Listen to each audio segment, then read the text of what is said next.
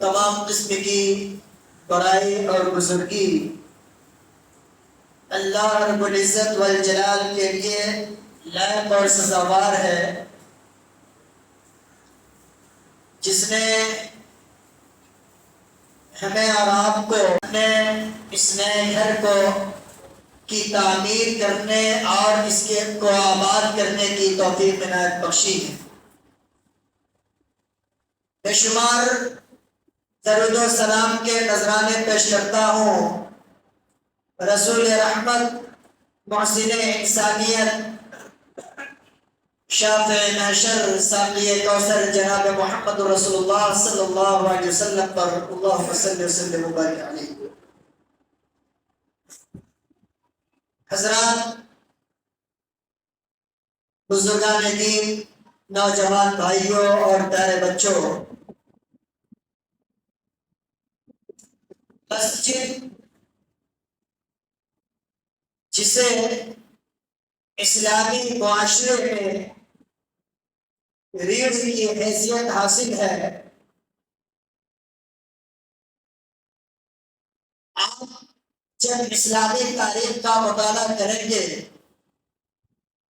تو آپ کو پتہ چلے گا کہ انسانی سماج میں اور خصوصاً مسلم سوسائٹی میں مسجد کا بڑا اہم کردار رہا ہے اور ہے۔ مسجد وہ پاک جگہ ہے جہاں اللہ کے بندوں کا تعلق ڈائریکٹ اس کے رب سے جڑتا ہے۔ مسجد سوسائٹی کے لیے کمیونٹی سینٹر کی حیثیت رکھتی ہے، جہاں سے انسانی مسائل کا حل ڈھونڈا جاتا ہے۔ مساجد یہ وہ جگہ ہے جہاں سے انسان اللہ کے بندوں کو امن و عاشقی اور محبت کا پیغام پہنچایا جاتا ہے۔ یہ وہ جگہ ہے جہاں پر قرآن و سنت کی روشنی بکھیری جاتی ہے اور دنیا انسانیت اللہ اور اس کے رسول جناب محمد رسول اللہ صلی اللہ علیہ وسلم کے احکام و فرامین سے مستفید ہوتی ہے۔ بھائی اور بزرگوں، مسجد کی کتنی اہمیت ہے اسلامی معاشرے میں، ہمارا اس کا اندازہ رسول کائنات صلی اللہ علیہ وسلم کے واقعات سے لگا سکتے ہیں۔ آپ صلی اللہ علیہ وسلم جب مکہ چھوڑ کر مدینہ کے لیے عازم سفر ہوئے، جب مدینہ کے لیے آپ نکلے تو راستے میں قبا نامی جگہ پر آپ نے قیام فرمایا، اور وہاں جو سب سے پہلا اور بنیادی کام نبی کریم صلی اللہ علیہ وسلم نے انجام دیا وہ مسجد کی تعمیر تھی۔ اہل علم جانتے ہیں کہ دنیا اسلام کی اولین مسجد، جسے مسجد قباء کے نام سے ہم جانتے ہیں، یہ وہی مسجد ہے جس کا تذکرہ رب کائنات نے قرآن مجید کے اندر بیان فرمایا اور کہا لمسجد أسس على التقوى من أول يوم حق أن تقوم فيه۔ وہ مسجد جس کی بنیاد تقوی پر رکھی گئی ہے، وہ مسجد جس کی بنیاد، جس کی پہلے ووٹ، پہلی اینٹ اخلاص پر مبنی اللہ کے لیے رکھی گئی ہے۔ لمسجد أسس على التقوى من أول يوم أحق أن تقوم فيه. اے میرے پیارے نبی جناب محمد رسول اللہ صلی اللہ علیہ وسلم، آپ کا کام صرف یہ نہیں رہا کہ آپ مسجد کی تعمیر کر دیں، مسجد کو تعمیر کرنے کے بعد آپ اسے یوں ہی چھوڑ دیں، نہیں، لمسجد أسس على التقوى من أول يوم أحق أن تقوم فيه. مسجد کے تعمیر کرنے کے بعد آپ کی ذمہ داری یہ بنتی ہے کہ آپ اس مسجد کو اللہ کے ذکر سے آباد کریں. ان تقوم فيه، آپ اس مسجد میں قیام کریں، آپ اس مسجد کو ذکر و اذکار سے، نماز سے، قرآن کی تلاوت سے، ان ساری چیزوں سے اللہ کے شہر کو آپ آباد کیجیے. یہ آپ کی ذمہ داری بنتی ہے. فيه رجال يحبون أن يتطهروا. ابھی آپ اس بات کو بھی یاد کیجیے کہ وہ مسجد ہے جہاں گندے ناپاک لوگ نہیں آتے ہیں. یہ وہ مسجد ہے، مسجد وہ جگہ ہے جہاں پاک و صاف لوگ پہنچتے ہیں. فيه رجال، اس مسجد کی خصوصیت مسجد قباء کی اللہ تبارک و تعالیٰ نے یہ بتایا کہ فيه رجال يحبون أن يتطهروا. اس مسجد میں وہ لوگ ہیں جو پاکی کو پسند کرتے ہیں، پاک صاف رکھنا پسند کرتے ہیں. واللہ يحب المطہرین، اور اللہ تعالیٰ بھی پاک لوگوں کو پسند کرتا ہے. تو میرے بھائیوں، مسجد کی ہم نے تعمیر کر لی اور اگر اسے یوں ہی چھوڑ دیا تو پھر اس آیت کریمہ کی روشنی میں یہ پتہ چلتا ہے کہ ہم اللہ رب العالمین کیا جواب دے ہوں. اس لیے ایک بندہ مومن کی ذمہ داری بنتی ہے، مسجد کے آس پاس رہنے والوں کی یہ ذمہ داری بنتی ہے کہ وہ پانچوں وقت اللہ کے اس گھر کو آباد کریں. یاد رکھیے، مساجد کے ہوتے ہوئے اگر ہم یہ سمجھتے ہیں کوئی گزر شرعی ہمارے پاس نہیں ہے، ہم مسجد بآسانی چل کر پہنچ سکتے ہیں نماز کی ادائیگی کے لیے، ایسے وقت میں اگر ہم اپنے گھروں میں نماز پڑھتے ہیں تو سن لیجیے نماز ہماری نہیں ہوگی، نماز ہماری نہیں ہوگی. اگر ہم صحیح ساتھی میں مسجد میں پہنچنے کی صلاحیت رکھتے ہیں تو یہ ہمارے اوپر واجب ہے کہ ہم مسجد پہنچے. اس سلسلے میں صحابی رسول عبداللہ ابن ام مکتوم رضی اللہ تعالیٰ عنہ کا واقعہ بڑا مشہور ہے. آپ رضی اللہ تعالیٰ عنہ نے جا کر نبی پاک صلی اللہ علیہ وسلم سے یہ مسئلہ پوچھا. تو آپ کے اپنے ہیں، نابینا ہیں. اللہ کے رسول صلی اللہ علیہ وسلم، میں آپ کا اندھا انسان ہوں، کیا میرے اوپر مسجد جانا ضروری ہے؟ میں گھر میں رہتے اگر نماز پڑھ لوں تو کیسا؟ اللہ کے نبی صلی اللہ علیہ وسلم نے کہا کوئی حد نہیں. عبداللہ ابن ام مکتوم واپس چلے جا رہے ہیں. اللہ کے نبی صلی اللہ علیہ وسلم نے آواز دیا عبداللہ ابن ام مکتوم سنو، یہ بتلاؤ کہ مسجد سے جب حیّ الصلاۃ حیّ الفلاح کی آواز بلند ہوتی ہے، وہ آواز تمہارے کانوں میں پہنچتی ہے نہیں پہنچتی ہے؟ کاننا کے نبی میں پوری آواز سنتا ہو. کہاں پیارے نبی صلی اللہ علیہ وسلم نے اگر آزان کی آواز تمہارے کانوں تک پہنچتی ہے، تمہارے اوپر واجب ہے کہ مسجد آ کر کے باجماعت نماز ادا کرو. میرے بزرگوں اور میرے نوجوان بھائیوں، جب ایک نابینا صحابی کو یہ رخصت حاصل نہیں ہے تو اللہ کا شکر ہے کہ ہم اور آپ آنکھ والے ہیں، پاؤں صحیح سلامت ہے، جسمانی طور پر ہم تندرست ہیں، ہم مسجد پہنچ سکتے ہیں. لیکن اگر ہم اس کے باوجود بھی مسجد نہیں پہنچتے ہیں تو پھر ہم گنہگار لوگوں میں سے. آیت کریمہ مسجد أسس على التقوى من أول يوم أحق أن تقوم فيه، یہ آیت کریمہ ہمیں اس بات کا درس دے رہی ہے کہ صرف مسجد بنا لینے سے کام نہیں چلے گا، مسجد کو آباد کرنا بھی یہ آپ کی ذمہ داری ہے. پیسے کی بنیاد پر، محنت کی بنیاد پر ہم نے مسجد تعمیر کر لی، بڑا اچھا کام ہے، لیکن اس کے ساتھ ساتھ اس مسجد کو آباد رکھنا بھی یہ ہماری ذمہ داری ہے اور یہ اہل ایمان کی پہچان ہے. اللہ تبارک و تعالیٰ نے سورہ توبہ کے اندر ارشاد فرمایا إنما يعمر مساجد الله من آمن بالله واليوم الآخر وأقام الصلاة وآتى الزكاة. کون لوگ اللہ کے گھر کی تعمیر کرتے ہیں؟ کون لوگ مسجدوں کی تعمیر کرتے ہیں؟ مسجد کا نرمان کون لوگ کرتے ہیں؟ اللہ نے کہا من آمن باللہ والیوم الآخر، وہ لوگ اللہ کے گھر کو تعمیر کرتے ہیں جن کا ایمان اللہ کی ذات پر اور آخرت کے دن پر ہے، قیامت کے دن پر ہے. وَأَقَامَ الصَّلَاةَ، اور ساتھ ہی ساتھ نماز قائم کرتے، وَآتَى الزَّكَاةَ، اور زکات کی بھی ادائیگی کرتے ہیں. وَلَمْ يَخْشَ إِلَّا اللَّهَ، اور دنیا کی کوئی بھی طاقت ان کے سامنے آ جائے وہ اللہ کے علاوہ کسی سے نہیں کرتے.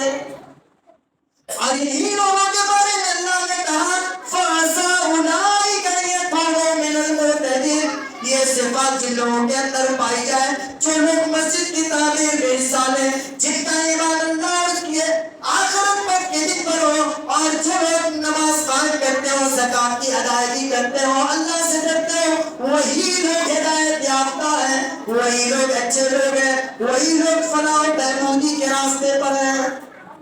اے میرے بھائیوں، آپ اللہ کے نبی صلی اللہ علیہ وسلم کے اس فرمان کو بھی اپنے سامنے رکھیے. ہم نے مسجد تعمیر کر دی، ہم نے بڑے نیک جذبے سے اپنی طرف سے، اپنے والدین کی طرف سے، اپنے گھر والوں کی طرف سے ہم نے مال اکٹھا کیا اور اس مال کو اللہ کے گھر میں ہم نے لگا دیا. سنو میرے بھائیوں، آپ کا یہ مال خرچ کرنا رائگاں نہیں جائے گا. آپ کا یہ مال خرچ کرنا یہ آخرت بچت کھاتا میں آپ کے لیے سیو کر دیا جا رہا ہے. آپ خوش نصیب ہیں اگر 1 روپیہ بھی آپ کا مسجد کی تعمیر میں لگتا ہے تو یہ آپ کی خوش قسمتی ہے کہ اللہ تبارک و تعالیٰ نے آپ کے اس مال کو قبول کر لیا ہے. اگر آپ محنت کرتے ہیں یہ آپ کی خوش قسمتی ہے کہ اللہ نے آپ کی محنت کو قبول کر لیا ہے، اللہ نے آپ کو اس کا موقع عنایت کیا ہے. کہ آپ ایک مشورہ دیتے ہیں، اچھا مشورہ دیتے ہیں مسجد کی تعمیر و توسیع میں اس کی طرف دیے، اللہ کے ہاں آپ بھی اسی قدر اجر کے مستحق ہوں گے جس قدر کوئی آدمی چھت کی تعمیر میں حصہ لے رہا ہے، کوئی بنیاد کی تعمیر میں حصہ لے رہا ہے، کوئی کسی بھی چیز میں حصہ لے رہا ہے. آپ کا ایک مشورہ بھی انشاءاللہ اسی کے برابر آپ کے لیے اجر اکٹھا کرے. لیکن یاد رہے اخلاص نیت کے ساتھ، دنیا کو دکھانے کے لیے آپ کام کیجئے، فوٹو کھنچوانے کے لیے کام کیجئے، معاملہ ہی ختم. اللہ کے نبی صلی اللہ علیہ وسلم نے کہا کہ من بنا للہ بیتا یبتغی بہ وجہ اللہ. ایک روایت آتی ہے کہ اگر کوئی شخص اللہ کے لیے کوئی گھر بناتا ہے، اللہ کے لیے مسجد بناتا ہے، اور اس مسجد کی تعمیر میں یہ نہیں کہ روڈ کے ڈگری چوک پر ہمارے نام تو ہونی لگ جائے گا کہ فلاں بابو نے اتنا پیسہ خرچہ کر کے مسجد بنایا. نہیں، یہ کبھی نہیں بچے. اللہ کی رضا، اللہ کی خوشنودی اور اللہ کا تقرب حاصل کرنے کے لیے اگر آپ نے یہ کام کیا ہے، نبی کریم صلی اللہ علیہ وسلم کہتے ہیں کہ بد اللہ لہو برکت الجنہ، اللہ اس کے لیے جنت میں اسی طرح گھر بنائے گا. بتائیے کتنی خوش قسمتی ہے ہماری اور آپ کی کہ اللہ نے ہمیں یہ موقع عنایت کیا کہ دور کے اس علاقے میں، اس ایریا میں، شہر میں اللہ کا کہ گھر کی تعمیر میں ہم حصہ لیں، اللہ کا گھر تعمیر کریں، وہاں پر اللہ کی توحید کا اعلان کریں، وہاں پر قرآن و سنت کے پیغام کو عام کریں. دنیا انسانیت کو اللہ سے جوڑنے کا کام کرے. اگر اس مقصد کی خاطر اور اس جذبے کی خاطر ہم نے اللہ کے اس گھر کو تعمیر کیا ہے تو یاد رکھیے میرے بھائی اور بزرگوں، ہم کامیاب ہیں. اور اگر ریا ہے، دکھاوا ہے، نام و نمود ہے، ایسی ہزاروں مسجد آپ بنوا دیں، کوئی فائدہ نہیں. دنیاوی اعتبار سے لوگوں کی واہواہی حاصل ہونے کی، لیکن حشر کے میدان میں جہاں لوگوں کو ان ان کے نام اعمال تقسیم کیے جا رہے ہوں گے، جہاں لوگوں کو ان کے عمل کے مطابق ان کے جزا اور سزا کا فیصلہ کیا جا رہا ہوگا، وہاں کچھ ایسے بدنصیب بھی ہوں گے جنہوں نے دکھاوا، ریا اور شہرت کے خاطر کوئی کام کیا ہوگا، اللہ تبارک و تعالیٰ اسے پوری دنیا انسانیت کے سامنے ذلیل اور رسوا کرے گا۔ بھائیو، ہمارا اور آپ کا یہ مقصد ہونا چاہیے کہ ہم اللہ کے اس گھر کو اس انداز میں آباد کریں جس انداز میں اللہ تبارک و تعالیٰ ہم سے چاہتا ہے۔ اللہ نے کہا سورہ نور کے اندر کاروباری ہے، کام کرنے والے ہیں، چلیے ضرورت نہیں ہم ایک کے بار اصل میں جا کر کے ظہر اصل دونوں ساتھ میں پڑھ لیتے ہیں۔ بہت سارے بھائی یہ بہانا بناتے ہیں کہا کرے بھائی صاحب دکان دور ہے، کاروباری آدمی ہے، 15 منٹ کے لیے 10 منٹ کے لیے مسجد جائیں گے، گراہک تھک جائے گا، فلاں چیزیں یہ طرح طرح کے بہانے بناتے ہیں۔ ایو اللہ نے کہا وَأَمُرْ أَهْلَكَ بِالصَّلَاةِ وَاصْطَبِرْ عَلَيْهَا لَا نَسْأَلُكَ رِزْقًا۔ اللہ نے تمہیں اس بات کا حکم دیا ہے کہ تم اپنے گھر والوں کو نماز کا حکم دو، وَاصْطَبِرْ عَلَيْهَا اور خود اس نماز پر جمے رہو، لَا نَسْأَلُكَ رِزْقًا نَحْنُ نَرْزُقُكَ وَالْعَاقِبَةُ لِلتَّقْوَىٰ۔ میرے بھائیو، تو یہ سمجھتے ہو کہ ہم اپنے عقل کے بندوتے یا پھر اپنے ذہن کے بنیاد پر ہم دولت کما رہے، لا نسألک رزقا، اللہ کہہ رہا ہے کہ ہم تم سے روزی کا سوال نہیں کرتے، نحن نرزقک، ہم تمہیں روزی عطا کرتے ہیں، اللہ ہمیں روزی عطا کرتا ہے، اور پھر ہم ڈر کی وجہ سے اپنی دکان کو بند نہیں کرتے۔ اللہ تبارک و تعالیٰ نے دوسری جگہ کہا کہ فی بیوت اذن اللہ ان ترفع ویذکر فیہا اسمہ یسبح لہ فیہا بالغدو والآصال۔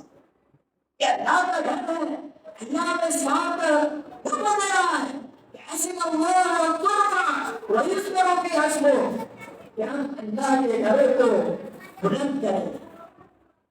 بلند کرنے کا کیا مطلب؟ علماء نے لکھا ہے کہ ذکر و اذکار سے، اللہ کو یاد کر کے، اللہ کی عبادت کر کے، نماز قائم کر کے، اور اسی طرح سے ناشائستہ حرکتوں سے یہ مسجد کو پاک رکھے، جھولا اور گفتگو سے، غلط کاموں سے اللہ کے گھروں کو پاک رکھے، یہی اللہ کے گھر کو بلند کرنے کا مطلب ہے۔ اور اس گھر میں، اللہ کو اس گھر میں ہم ذکر و اذکار کریں، اللہ کو صبح و شام یاد کریں، اور آگے کا رجال لا تلہیہم تجارۃ ولا بیع عن ذکر اللہ واقام الصلاۃ وایتاء الزکاۃ۔ میرے کاروباری بھائیوں، یہ آپ کے بارے میں اللہ تبارک و تعالیٰ نے کہا کہ رجال ایسے بھی لوگ ہیں لا تلہیہم تجارۃ ولا بیع عن ذکر اللہ، جن کا کاروبار ہے، جن کی دکانیں ہیں، جن کا بزنس ہے، ویاپار ہے، اس ویاپار کو اللہ کے ذکر و اذکار پر ترجیح نہیں دیتے۔ نماز کا وقت ہوتا ہے فوراً چکر گراتے ہیں، مسجد کی طرف بھاگتے ہیں۔ جب کوئی لینے کا معاملہ ہوتا ہے، وہ نماز کو اس وقت ترجیحی طور پر نماز کو اختیار کرتے ہیں۔ وہ اپنے گراہک کو روکتے ہیں کہ بھائی اگر رک سکتے ہو تو رک جا، چونکہ اللہ کے گھر سے آواز آ رہی ہے، مسجد جا کر نماز پڑھ کر آ جاؤ۔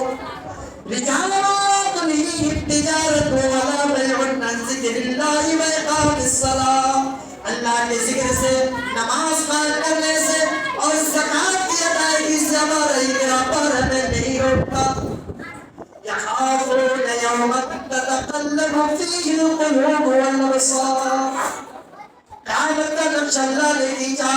یہ لوگ جو اللہ سے ڈرتے ہیں، جو اللہ کے ذکر کے لیے اللہ کے گھروں کی طرف بھاگتے ہیں، اللہ نے ان کے بارے میں کہا کہ کیوں ڈرتے ہیں؟ یوما تتقلب فیہ القلوب والابصار، اس دن سے ڈرتے ہیں جس دن انسان کا دل اور اس کی نگاہیں الٹ پلٹ کر رہی ہوگی۔ قیامت کا دن بڑا ہولناکیوں والا دن ہوگا، بے پریشانیوں والا دن ہوگا۔ اس دن سے بندہ مومن ڈرتا ہے، اور اس ڈر اس خوف کی وجہ سے آ کر کے وہ اللہ کے گھر کو آباد کرتا ہے۔ میرے بزرگوں، یہ اللہ کتنا بڑا رحیم ہے، کتنا کریم ہے اپنے بندوں کے لیے۔ آپ پڑھیے تو پیارے نبی صلی اللہ علیہ وسلم کے فرمان کو، احادیث کو سنیے، علماء کی زبانی۔ اللہ کے نبی صلی اللہ علیہ وسلم نے کہا کہ الا ادلکم یمحو اللہ بالخطایا، اے میرے صحابہ، کیا میں تمہاری رہنمائی کی چیزوں کی طرف نہ کروں جس سے انسان کے گناہ مٹتے ہیں؟ انسان کے گناہ مٹتے ہیں۔ جو لوگ مسجد سے دور بھاگتے ہیں، اللہ کے گھر سے دور بھاگتے ہیں، ان بد نصیبوں کو اللہ کے رسول صلی اللہ علیہ وسلم کی اس پیاری حدیث کو سننا چاہیے، سمجھنا چاہیے۔ اللہ کے نبی صلی اللہ علیہ وسلم نے گناہ مٹتے ہیں وَيُرْفَعُ بِالدَّرَجَاتِ، اور انسان کے درجات بلند ہوتے ہیں، اس کا اسٹیٹس ہائی ہوتا ہے۔ اسباغ الوضوء،